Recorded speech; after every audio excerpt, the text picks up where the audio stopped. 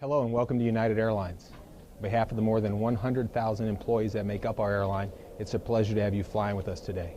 My name is Craig Eldridge. I'm going to be your captain on Flight 928 from Chicago's O'Hare to London Heathrow today, and then back on Wednesday from London Heathrow back to Chicago.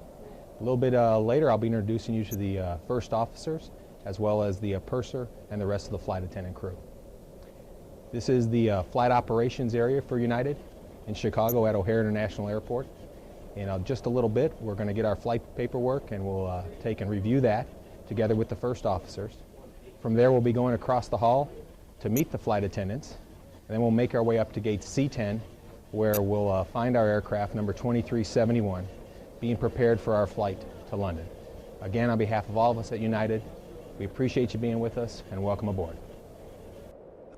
As far as 928, the only thing we had, it was an ETOPS verification flight from Indianapolis, and everything checked out fine. Earlier in the day, they said about oil consumption on that. That's what it was. That was a okay. verification flight from Indianapolis, checked out fine. Excellent. Anybody else have anything for 928? Any questions for Captain or no? We'll meet you up at the podium in about how long, sir? As soon as we get done. I'll be back. Thanks. Have a good journey. Thank you. Have fun. Okay, we've come across the hall now to meet the onboard crew. This is our purser, Diane McDonald, and she's basically in charge of the 13 flight attendants this evening on our way to London.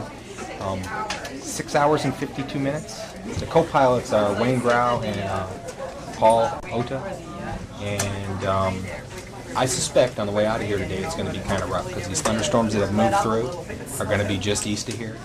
So initially plan on y'all being down after takeoff, and we'll get a better look at it and get a few sweeps on the radar, and then I'll give you an idea then. But we could have some significant thunderstorms to get around the first hour or so of the flight. Okay? Now you're going to start off by serving dinner as soon as you can. Is that the deal? Cocktails first? Okay. We may have to coordinate a little bit as I'm looking at the weather just to make sure that in the middle of your service I'm not going to have to ask you to sit down. But we'll do the best we can. As far as I'm concerned, if y'all have a safety flight issue, I don't care what we're doing. Just let us know right away. If we don't answer you, give us a minute. It probably means we know and we're trying to handle it. If we don't answer a second call, and you consider it really important to talk to us, come find out why we're not answering that call. And I don't care what stage of flight we're in. If you think you have the need to talk to us, come talk to us. Non-emergency things, I'll coordinate with you, like if we're going to significantly deviate or diversion or any delays or anything like that. I'll talk to you first. And that way you can share it with your flight attendants. That's all right with you? And we can talk about the knock later. All righty? Anything else? Any questions, ladies? Okay, well, we will see you all out there. Okay. And I bet this is Wayne. Perfect timing, Wayne. These are our two first officers for our trip today to London. And right at the door there is Wayne Grau. Hi, Mom. And this is Paul Ota. So what we're going to do now is you've met the flight attendants and I've given you the brief overview. We're going to take a look at the paperwork. I had a phone conversation a couple minutes ago with dispatch, and they're pretty confident that once we take off and start heading north and get up towards northern Michigan, most of the thunderstorms are south and east of us and won't present much of a problem. As we head towards El Sabo, we might have to deviate a little bit. Their weather is making it look like it'll be minor, not too significant. And once we clear that, they promise smooth sailing all the way to London. So we're going to take a look at the paperwork and then we'll press on. So here's our route of flight for this evening. All of our flight plans are generated by our dispatchers that are at our corporate headquarters about 5 or 6 miles from here. And they come to us, and then basically what we do is it's pretty much proofing. We take a look at it, make sure everything's acceptable to all three of us. At United, we're very strong on CLR, and so all three of us will agree this is what we want to do before I'll sign the paperwork, and we'll press on and accept the fuel. I'll let you guys start looking at this. I kind of took a glance a little bit earlier today. I've been here for a while. 6 hours and 52 minutes. Not too long of a flight. The alternate is Manchester. We have a couple point of equal times along the way, and we can talk more about that once we're on our way.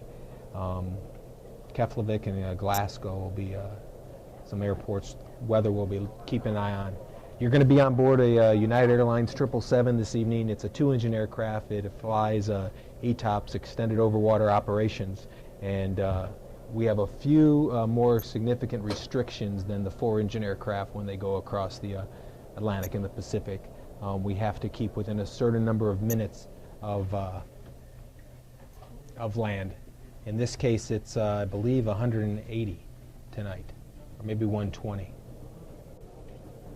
138-minute ETOPS. So at no point tonight will we be more than 138 minutes, single engine, away from an alternate suitable landing. And all things being equal, we should be in London with, we're going to take off with a fuel load of 131,800 pounds plus a little taxi fuel. And if everything works out just as planned, we'll get to London with 29,300 pounds. And it'll be about 7 o'clock in the morning, roughly, more or less. And it's supposed to be a beautiful day. So once Paul and Wayne have had a chance to look over that, one of them will take the plotting chart and we'll plot our points, and I guess that's Wayne this evening, right? Good to you. The plane is, they had the ETOPS verification on the oil consumption earlier today from Indianapolis. That checked out good, so the aircraft was in good shape. You guys want to take a look at this? Make sure you're happy with that. It's non-redispatch flight this evening. There'll be plenty of fuel. And let's see, we're alternate tonight. Manchester. Manchester, and that's a 8,200-pound burn. So even if we get there and then go to Manchester at 29,000 pounds, we sit around for 20, 30 minutes, we're still going to be well above a fleet plan landing, which would be my minimum to be on the ground someplace no less than 14,000. But we would be having discussions about that as it looked like that was going to happen. And what I'd like to do, what I like to do is take and put in the fleet plan landing plus the 8-2, which it is tonight to get there. So okay. That's 22-2. Put that in the reserves. That's like the Craig. If that light comes on, you're supposed to be going to the alternate. It's like the last catch for me, or gouge. If that's all right with you guys, I'd like to do that. Okay. You guys are happy. I'm happy. I'm going to go ahead and sign the paperwork, and then you and I will be able to head towards the airplane. Okay. Although we've got over an hour already. What Paul and Wayne are going to do is Paul's going to read off the points, and Wayne's going to plot them on the chart. Even though we've got we're flying one of the most advanced aircraft in the world, and you'll see that once we get airborne in our route of flight, we still back everything up by using a plotting chart. And you'll see this evening that one of the two of us take plots as we reach each significant point in our flight. So they're going to do that right now. They're going to mark the plotting chart for our route of flight.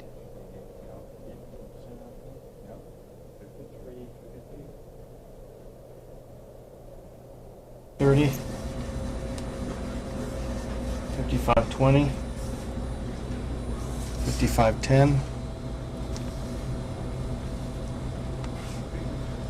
and then TADEX. Let's put that on there. Mm-hmm.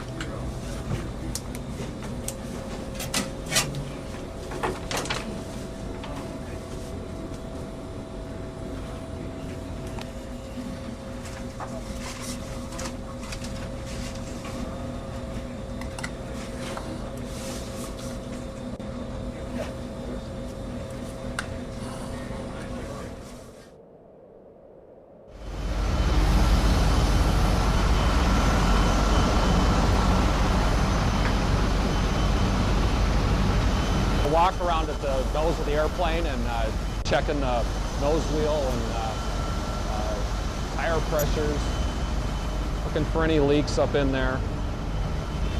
We come around to the nose of the airplane and checking to make sure that the wipers are up above the tabs so that they will continue to work okay.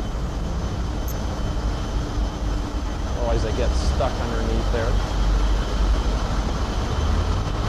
The torpedo probes and ice detectors, angle of attack vanes. Here at the engine, checking the turbine blades and the fan blades up front. Reverser.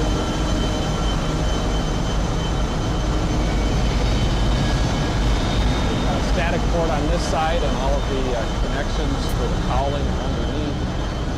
Check to make sure that those are all latched. No nips on the fan blades up front. See how that is. Got our fuel dump mask. We're leaking from there. Just checking overall condition of the airplane, making sure that the doors are closed here. Checking to make sure the tire pressure is okay here.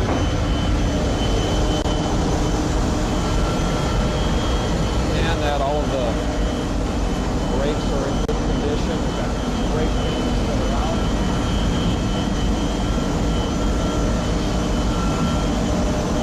Up latch on the landing gear. Up there.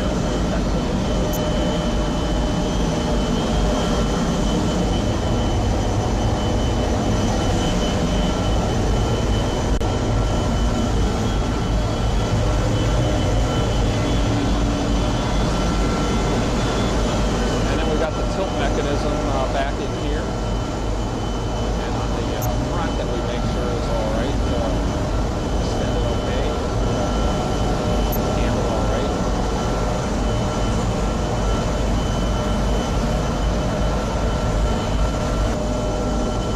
Yeah, so that's the tilt mechanism.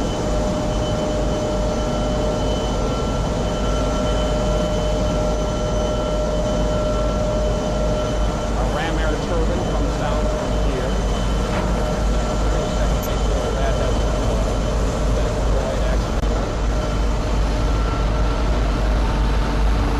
Drain masks underneath. Back to check the wings as much as we can. Panels closed up.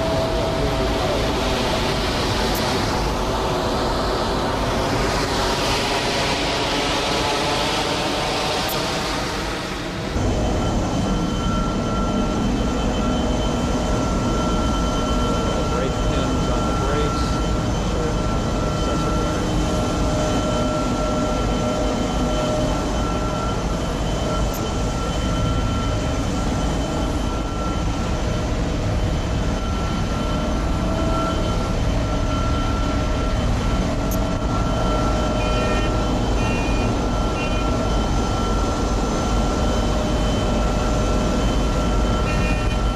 Hi, how you doing?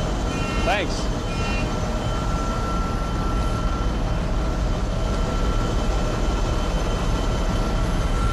Just got the fuel sheet from the fueler.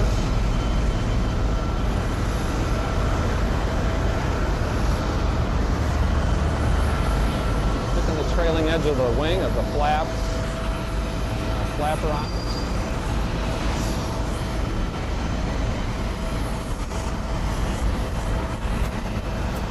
Position lights on the wings.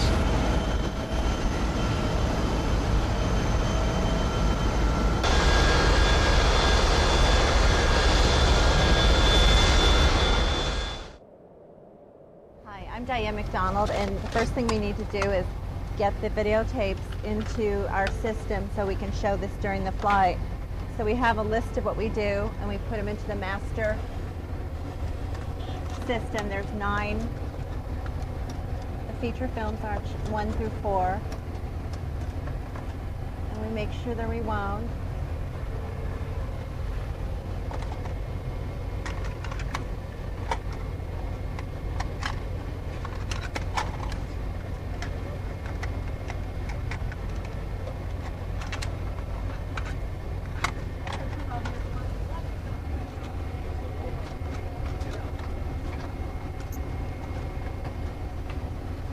And we also, on a flight to Europe, we show 2 different sets so people never get bored with the movies.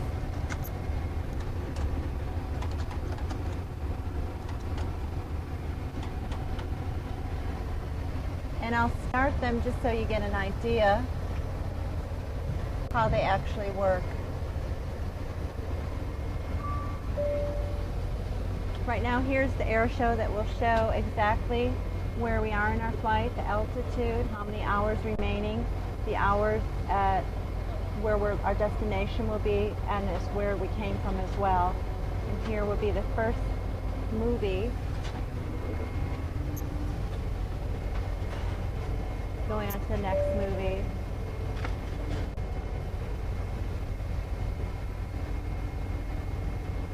So at any time during the flight, I can check to see where we are in the movie, and once we're all done, we'll just start a new set for everybody. And again, here's the air show that will show us that we're going Chicago to London.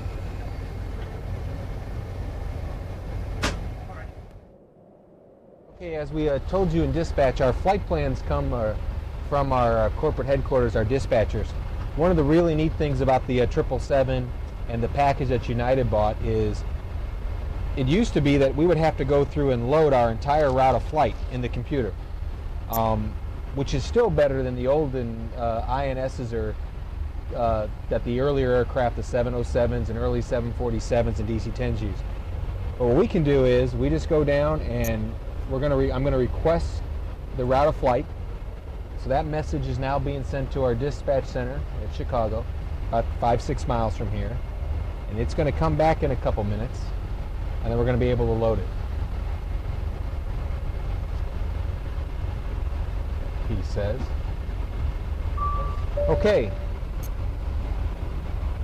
So what we've got now is it's come back that the uplink is ready for a route of flight. So I'm just going to push load, and I can go over. And as you can see, it's loaded the entire route of flight. So now what we need to do is verify it. So as you can see, we're going direct to Petty, then Peacock, ASP, KLANT, YXI. On the next page, it's answer, YAY. Then out on the net track, so it should be 5350, 5440, 5530, 5520, 5510, TADEX, and then upper north 551, BEL, UB3 to HON and direct. So there's the entire flight plan in 2 minutes. Select pre-departure clearance request and send it, and now we wait, and we should get it in just a few minutes.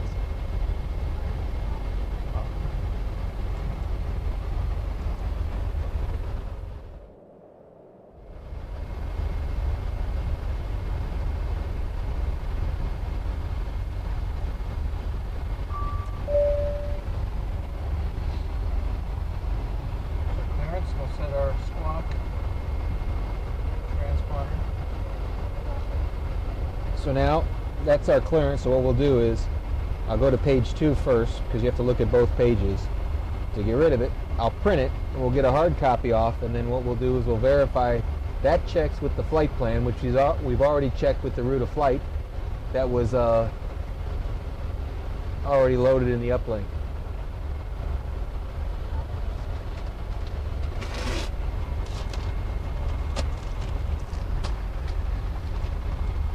Okay, O'Hare Petty Peacock, ASP J522, KLANT, YXI, Answer, YAY, and London. Call departure, don't worry about. Revised segments are none. 5,000 feet's the initial altitude. We'll expect our requested altitude 10 minutes after takeoff. 2167 will be the first frequency we talk on, and we've got the ATIS. And this is all about us up here. We're Flight United's Flight 928 of the 23rd of July, O'Hare to London. And then this is how we were filed. We're a Boeing 777 Q model. Proposed off time in Greenwich Mean is 22:30. Requesting flight level 330. Our transponder is 6545. We are set and good to go.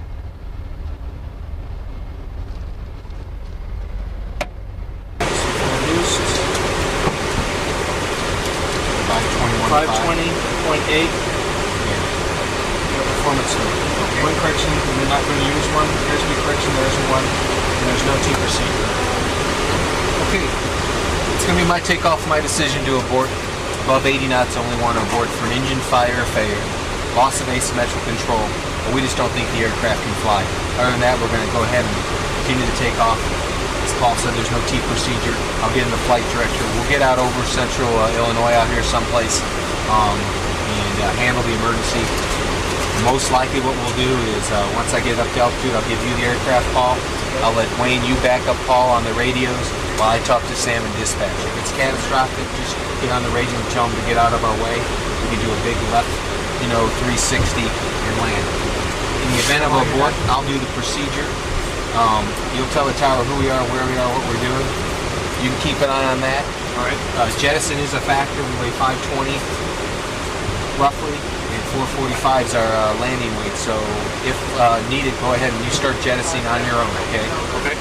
You don't need me to tell you to do it. If we have an engine failure, you just start jettisoning. All right. Okay. Other than that, we checked the NOTAMs and the POSBDs earlier. We were all aware of the POSBD about the runway identifiers. We took care of that. I didn't see any other flight plan changes.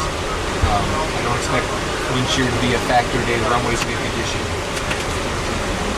The takeoff profile is going to be radar vectors up to 5,000 feet on the O'Hare 9 up to the north out over Petty. High terrain as the downtown buildings in Chicago. They should be off our right, far off our right, so it shouldn't be a factor at all. Transition altitude is always will be 18,000. Everybody keep your eyes out front. If anybody sees anything that would scare them, please say something. Just don't say abort. We took care of the OMC briefing and we've talked about jettisoning. Any questions? No. Okay, that's it. Checklist, please.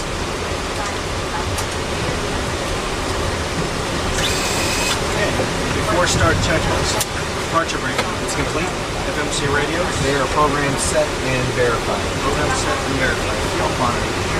We've got 132,100 pounds and we're good to go with 131.8. 131.8. Fuel quantity. It is normal. Oxygen check. Left. Complete. Complete for both back there. Okay. Altimeters. I've got 2988 inches set twice. 98 set. Parking brake. Set. Pressure's normal. Trim. 0, 0, and 5.0 is set. Before start checklist. Okay. Before pushback. Doors. Yeah. One door left only. Port cargo. 28 to the push drop. 928, Cam 1 clear to push. Tell no clear to push, United 928. Before pushback checklist is complete. So clear to push, tail limit, brakes are set. Brakes are really set.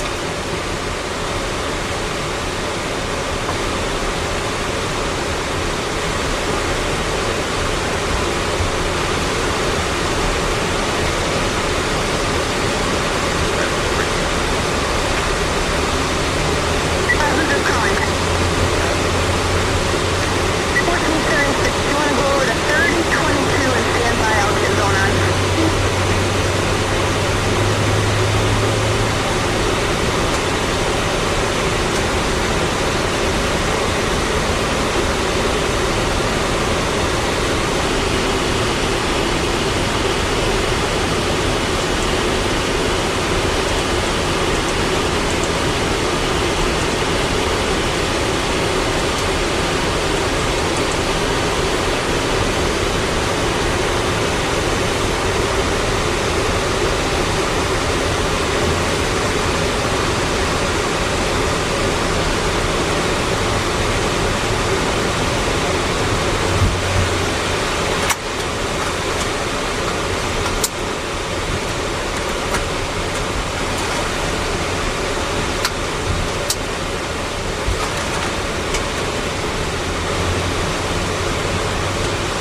there'll be much of a delay. Once we get airborne, get the radar on and get a good scan, and check good.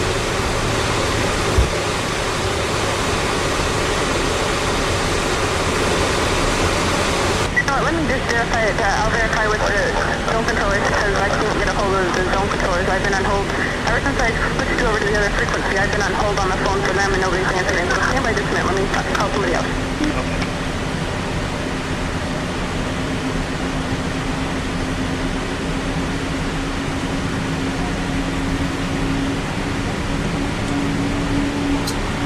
Engines. Have a slow to release for guidance. Ready when you are.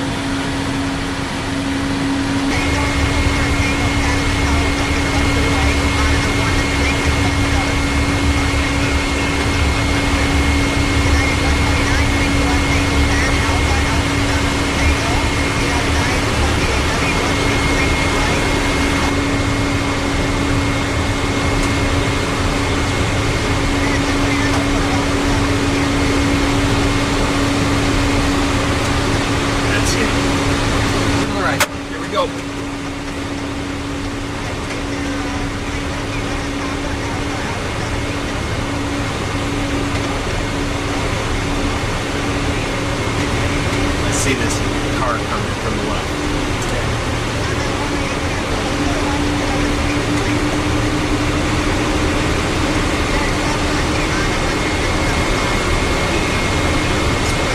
Caps 5?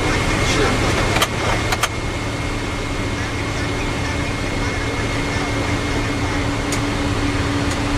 Left turn on Bravo for the bridge.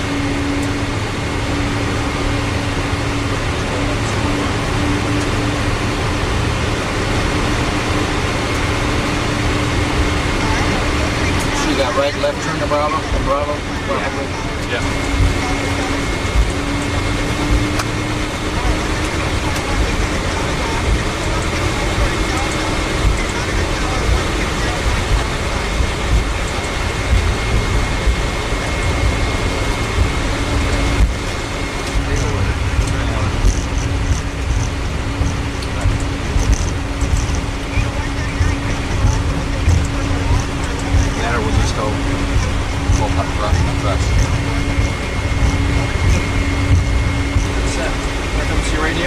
Program set for departure.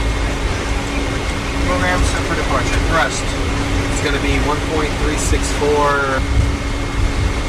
It's going to make a big difference. Thank you, Wayne.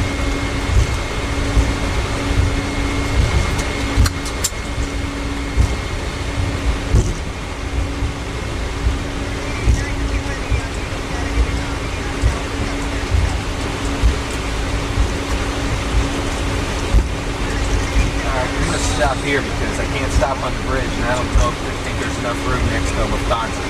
Okay. You agree? I agree. Good.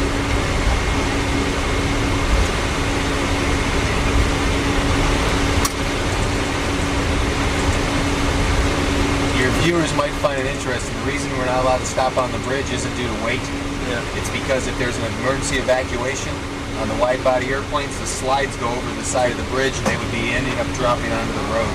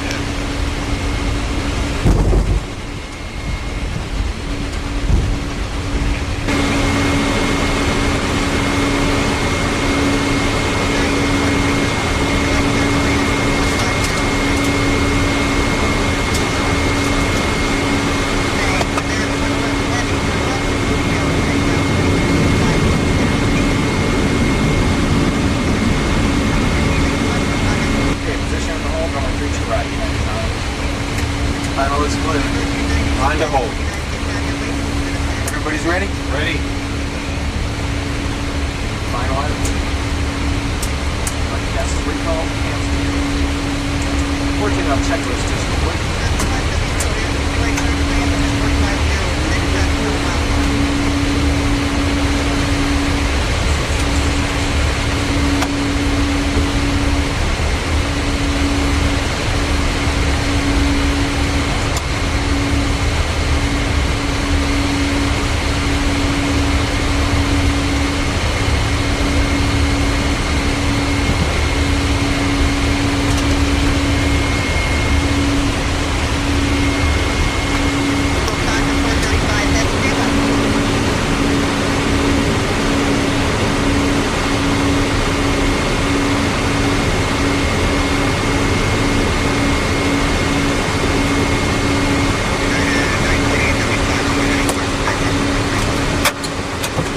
Off 3-2 right, fire runway heading.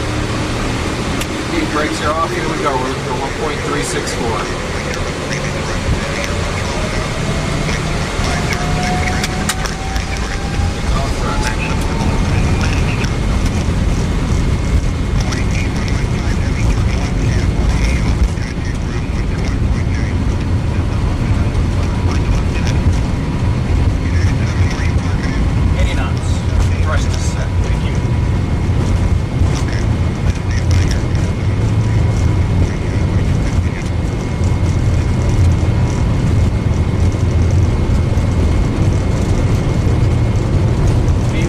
V1. VR. V2. Pause the corner and gear up and heading select.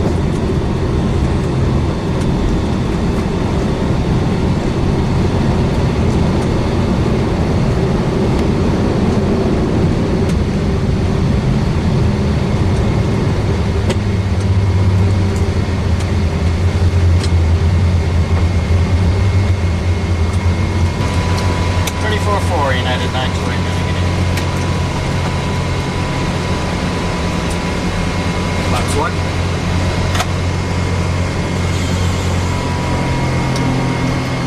Departure control United 920 area 2.5 to 5,000.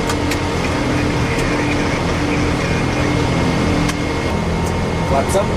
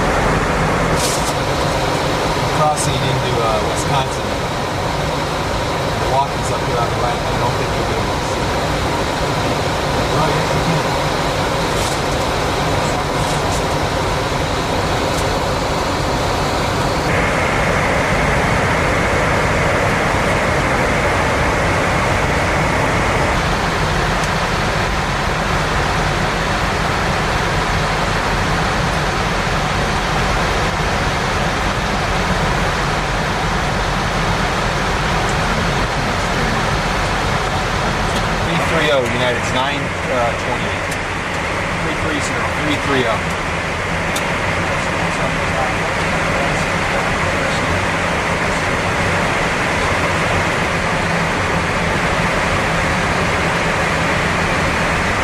Should do it though, just take that low spot.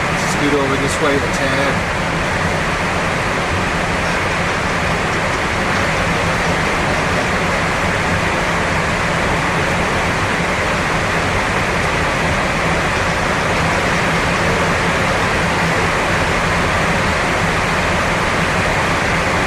Right by this.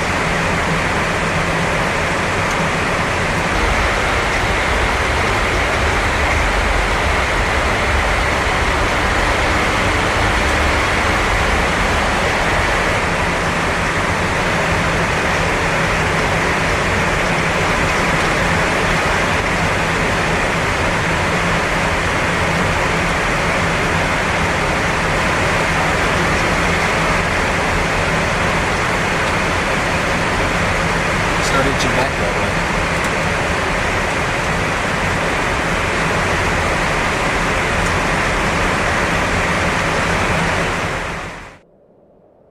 What I'd like to do is just take you through all the systems on the 777. This is one of about 60 of these aircraft that United has, and they're all basically the same. Starting up here, this is the electrical panel. The key to all these systems that you're going to see is if you keep the yellow lights off, that means everything is working fine. We have an auxiliary power unit in the tail, which in itself is just a small little jet engine. That's for that. And then we have, each engine has its generator. So you have your left generator and your right generator. And then we have a couple backup generators. But one thing about the 777 compared to older airplanes like the 737 and the 727 and the older 747s is the systems are much simpler and much easier, and much more is done automatically. Come down here, this basically is just all the lights, the landing lights, the runway turn-off lights, the taxi lights, and the strobes. And again, these are just controls for the lights. And we even have a light, the logo light, that is they're mounted on the wingtips, and they shine a very bright light at the tail so that you can see the United emblem on the tail of the aircraft. These are the no smoking and passenger seatbelt signs. The no smoking sign is always on at United. We're a completely no smoking airline. Fasten seatbelt sign is in auto right now, which means it's off. But if the emergency oxygen system deployed, or we put the gear or flaps down, the seatbelt signs automatically would go on. This is just a microphone to pick up our voices for the cockpit voice recorder. Right here you have the anti-ice system. This is for our wing, for both wings, and one for each engine. And like many things in this airplane, we run around with them in auto, and if they need them, it comes on. We very seldom see that though. Right here is the hydraulic system for the aircraft.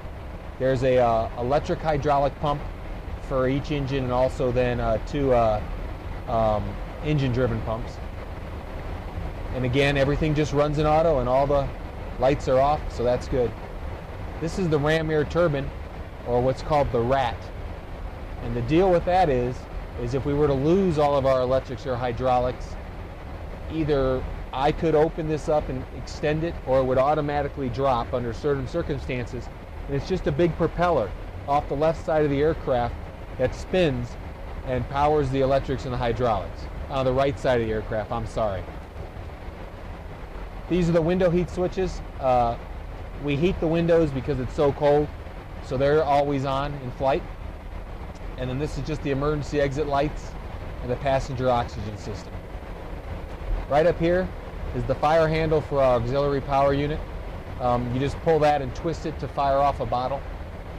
And then we have a cargo firefighting system also. And this is, you would arm up either the forward or aft and then push the discharge. The EECs, and basically they're kind of like governors for the engines, and there's one for each engine, and they're both normally on. And then these are our start switches and our auto start system. And as you could tell from when we started the engines at O'Hare, it's very quiet. We can start both engines at once in this airplane, and pretty much all we're doing is monitoring them to make sure nothing goes wrong. But it's not like some of the older aircraft where they're calling N1 and N2 and oil pressure and oil temperature. This is our fuel jettison system. We have a nozzle on the left wingtip and the right wingtip. We can literally dial in how much fuel we want to jettison overboard, or you could just pull the knob, arm up the system, fire it off, and it'll drop down to a certain preset level. That's something we never use. This is our fuel system. Right now we have the pumps on for the left engines and the right engine, the 2 pumps in each engine. These are cross-feed pumps. If we wanted to move fuel from one side to the other, we would just turn them on, but we don't need to do that. And this is the center tank pumps. We had those on for takeoff, but we've used all the fuel in the center tank. Come back over here, windshield wipers. Pressurization system, very simple. The aircraft, based on what you load in the FMC, the aircraft knows where you are, where you're going, and what the pressurization should be. This is our pneumatic system, and again, everything's either in auto or on, and all the lights are off, and that's how you want it to be during flight. And then we have the temperature controllers, a recirculation fan. We reuse some of the air on the aircraft. That saves fuel. And then we have equipment cooling fan to keep the electronic equipment directly below where we're sitting cool. And then this is just a gasper. Those are the little eyeball knobs everybody twists over their seat, and that's just supplying air to the gasper system. And above that is just the circuit breakers. There's very few on the 777 that the crew can get to. Most of them are downstairs. We never go down there. And there's very little that we ever need to do with circuit breakers on this aircraft. That takes care of the overhead panel.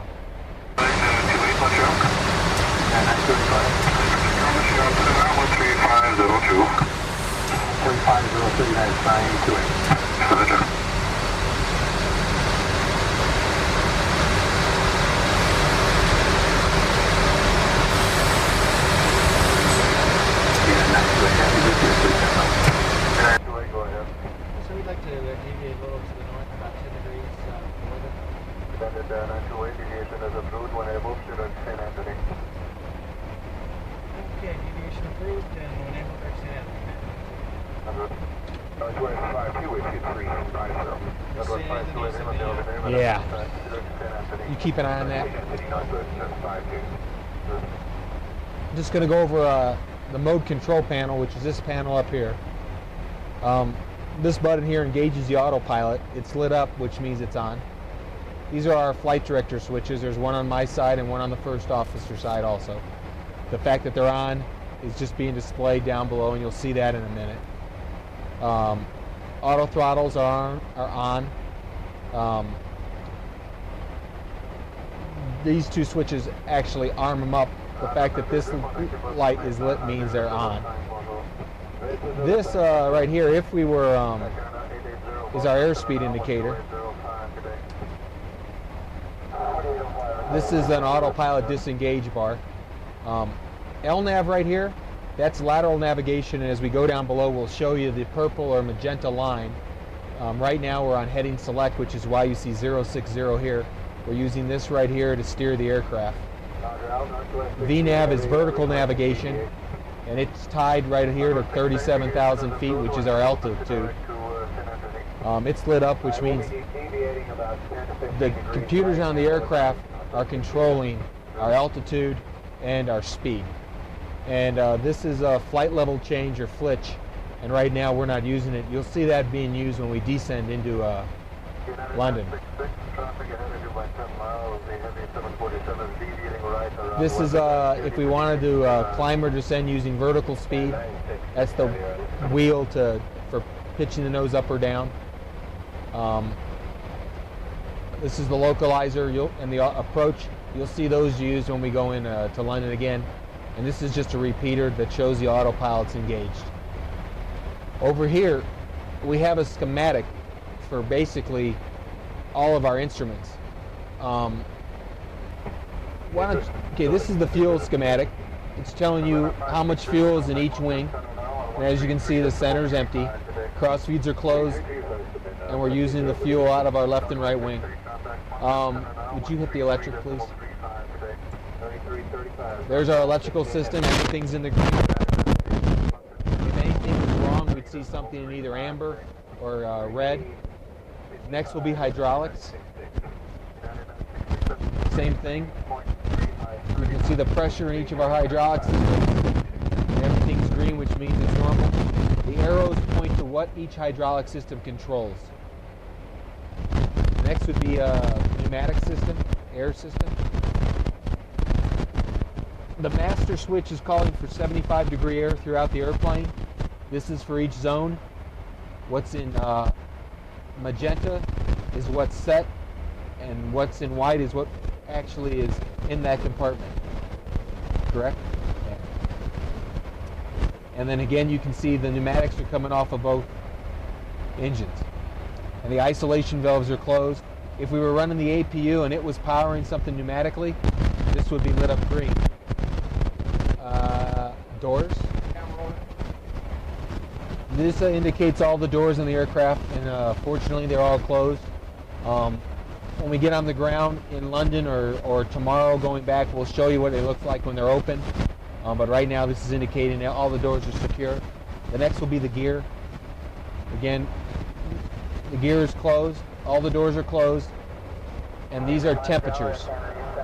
And they're all relatively low, like they should be at altitude with the gear up and locked. The next is flight controls.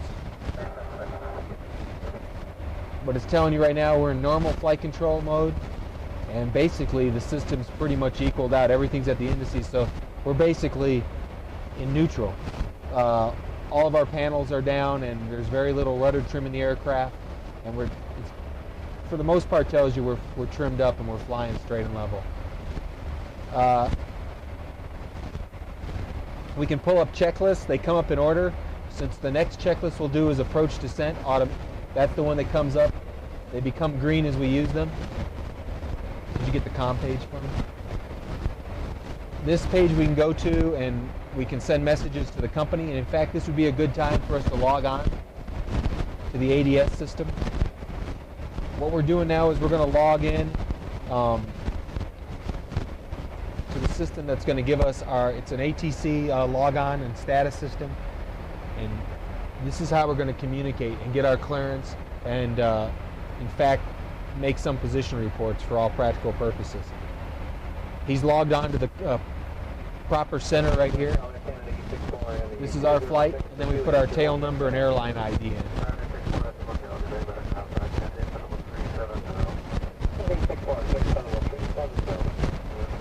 That looks good, so Paul sends it.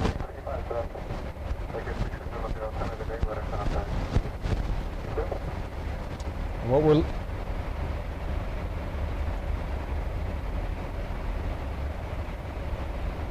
this is normal.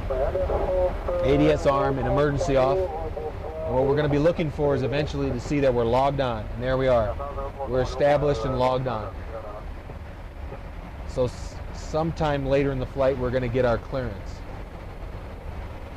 and our track and everything right off of this. Okay, that pretty much takes care of all of that. We can also take and send a message to the company. Paul can show you that. We would click on company, and if we wanted to talk to our dispatchers, he could click on message to company, click on dispatch, and then we can type a message to them, and they can send a message back to us. So very little radio chatter required. We seldom have to go through airing or anything like that. So what he's going to do now is just report to our dispatchers in Chicago that we're getting very light chop.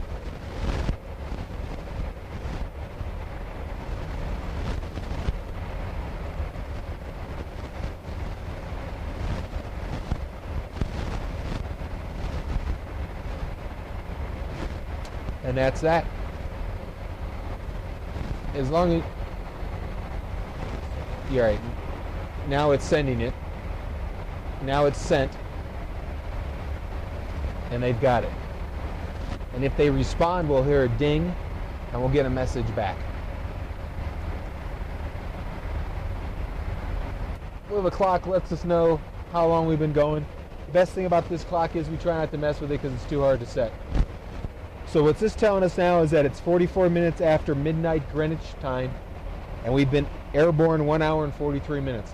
I started this clock when I pushed the throttles up for takeoff. When we get to the other side, you'll see that his clock has about 27 more minutes on it. Paul started his clock when we pushed off the gate. Right here, this is our airspeed tape. We're asking the airplane to fly 0.84 Mach. It's actually doing about 0.836, 837. It varies a little bit, which works out to be 272 knots at this altitude. And this is our speed tape. What we don't want to do is see this little this little pointer anywhere up in here in the red. That would be an overspeed. Basically, just the flight director.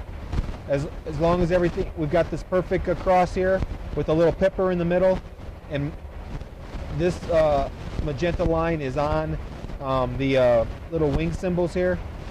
It's just indicating that we're flying straight and level on the course that's set right here. The magenta line, that's the magic line that's taking us from Chicago to London, and we've got about 2.5 degrees nose high attitude as we fly. This is the top of the compass rose, a standard compass. If you want to, whoops. I can display it here also. But over here on the ESHI, we only see the top of it, the top 70 degrees. This indicates the autopilot's engaged. We're in speed mode, lateral navigation mode, which means we're following this line, and VNAV path, which means, as I told you earlier, the aircraft's in VNAV. And that's what's dictating altitude and speed. It's what we've set in it. And again, we're right at 37,000 feet. The standard here means we've got 2992 set in our altimeters. This is the navigational display. The weather radar is on right now, and you can see a little bit of weather off our left. We're following the magenta or purple line. These blue circles are fields that this aircraft is capable of landing at in an emergency. We've got a wind at about 80 knots from our left. Our track is 086 degrees. And we're navigating, our next active waypoint is YAY. It's 575 nautical miles ahead of us. And the plane is saying it's going to be there at 0152, so about an hour and 5 minutes from now. These are our standby instruments, and you'll notice they're all glass, just like everything else in this airplane. There are no non-glass instruments in the aircraft, and they're just backups that we would use only in an emergency. The upper display here is indicating the outside total air temperature, and also the EPR for our engines, or exhaust pressure ratio, the N1 and EGT for our engines, both very normal. We're showing 96,900 pounds of fuel and a fuel temperature of +7 degrees Celsius. And then as you move down to the screen we were using before, this is giving us a lot more engine indications. N2, fuel flow. We've got a fuel flow of about 7,500 pounds per hour for both engines. So the total would be about 15,000 pounds an hour. Oil pressure, oil temperature, oil quantity, and vibrations in the engines, which are very minimal. Just a few more random gauges. A brake accumulator gauge, which is United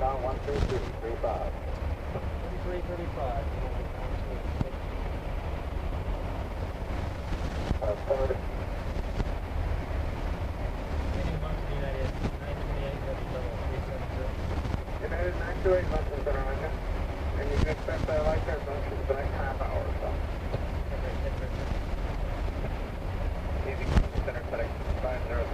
I'm running my inboard display in navigation, and he runs his inboard display in MFD, or multifunctional display.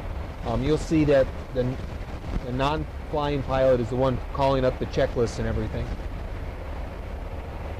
There are two CDUs on both airplanes for our flight management computer system. We normally run around in one in progress. What this is saying is we have 2,624 nautical miles for touchdown. It's estimating touchdown at London, which is EGLL, at 05:53, so 5 hours and 4 minutes from now. And the computer's saying we're going to have 32,600 pounds of fuel. So we have to burn about another 64,000 pounds of fuel. This is the gear handle. Right next to it, right here, is an alternate gear. We do have the ability, if there's a problem with the normal gear system, to lower it with the alternate system. We also can override the gear override system, the flap override, the terrain override system. Those are all done very, very seldom, and normally they're part of an irregular procedure. On a routine flight, we won't even touch those. Right below it is the auto brake system.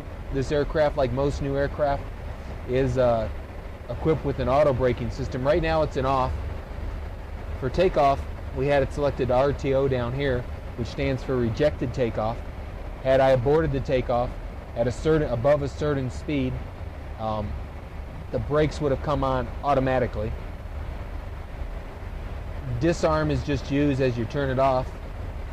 There's 5 different positions, 1, 2, 3, 4, and max. Normally we use 2 and 3 quite a bit. The difference is for 1 through 4 is there are different rates of deceleration. And max auto brake is going to give you everything it's got as quickly as it possibly can. And then right next to it is just some flap limit speeds. Those are the maximum speeds that Boeing recommends you extend your flaps. And in fact, United has backed those speeds off about 10 knots.